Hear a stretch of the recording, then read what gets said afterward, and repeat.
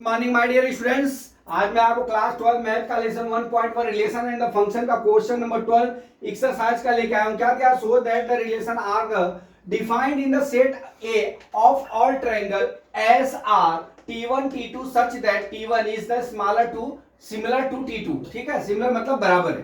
ठीक है, is equivalence relation consider three right angle triangle t1 with side 3 4 5 t2 with side 5 12 13 and T3 with side 6 8 10 with triangle among T1 T2 and T3 are related। ठीक है, अब यहाँ पे देख लीजिए आप T1 यहाँ पे T1 with side कितना दिया है, इतना दिया है।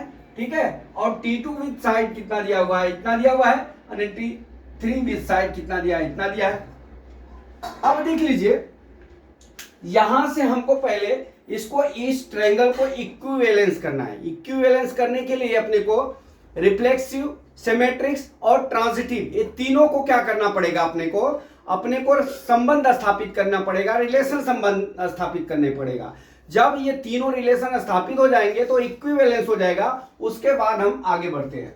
तो देखिए मैंने कुछ लिखा इस तरह से A equal to T1 T2 T3 set of all triangle. ठीक है, अब R इक्वल टू क्या दिया है, हमने सवाल में हमारे दिया, वही मैंने लिखा T1 T2 such that T1 similar to T2। ठीक है, अब आ जाए यहाँ पर रिफ्लेक्सिव रिलेशन में हमने क्या लिखा है, R belongs to A belongs to A।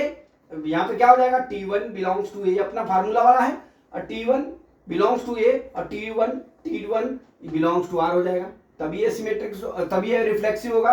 तो यहाँ पे क्या हो जाएगा, हमारा रिफ्लेक्सिव रिलेशन हो जाएगा। अब चलते हैं सिमेट्रिक रिलेशन में। देखिए हमारा क्या होता है, A B belongs to R, B A belongs to R होता है। उसी तरह यहाँ पे क्या हो जाएगा, T1 T2 belongs to are और T1 बिलोंग्स टू आर हो जाएगा। तो ये क्या हो जाएगा, हमारा सिमेट्रिक रिलेशन हो जाएगा। ठीक है, अब आ जाइए ट्रांजिटिव रिलेशन में। ABC3 का संबंध होता है, तो ABC3 का संबंध हमने यहाँ दिखाया, AB belongs to R, BC belongs to R, AC belongs to R हो गया।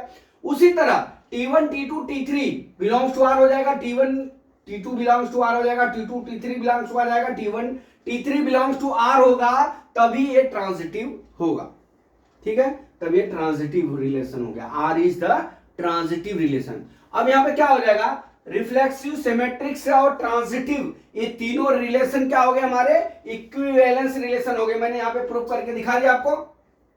अब आगे पॉइंट में क्या दे रहा है कि यहाँ पे दे रहा है consider three right angle triangle T1 with T2 with side 3 4 5 T2 with side 5 12 13 and T3 with side 6 8 10 which triangle among T1 T2 and the T3 are related। अब यहाँ पे रिलेशन निकालना है। तो सबसे पहले हम किसका रिलेशन निकालते हैं, यहाँ पे हम निकालते हैं T1 और T2 का। ठीक है, किसका, T1 और T2 का यहाँ पे मैं निकालता हूं। तो देखिए T1 एंड T2, ठीक है, T2 का रिलेशन। ठीक, अब यहाँ क्या हो जाएगा, देखिए जब हम T1 और T2 का रिलेशन निकालेंगे तो 3/5 बराबर 4/12 हो जाएगा, बराबर 5 क्या हो जाएगा, हमारा 13 हो जाएगा। ये देख लीजिए ये तीनों क्या है, वैल्यू अलग अलग आए हैं, तो इसलिए T1 not is equal to T2 relation हो जाएगा। ठीक है, अब T1 और T3 में रिलेशन देख लीजिए, T1 एंड T3 में, ठीक है, T1 और T3 में देख लीजिए क्या हो जाएगा, हमारा 3/6 4/8 5 कितना हो गया, 10 हो गया। अब देख लीजिए ये क्या हो जाएगा, 3 1 जा 3। अब इसके देखिए यहाँ पे मैं काट, 3 1 जा 3, 3 2 जा 6, 2 2 जा 4, 4 1 जा 4, 4 2 जा 8, 5 1 जा 1, 5 2 जा 10। सबका मान वैल्यू कितना आ गया, 1/2। ये क्या है, इनमें T1 और T3 में क्या है, अपना रिलेशन है। अब यहाँ पे हम लिख सकते हैं T1 सिमिलर T1 सिमिलर क्या हो जाएगा,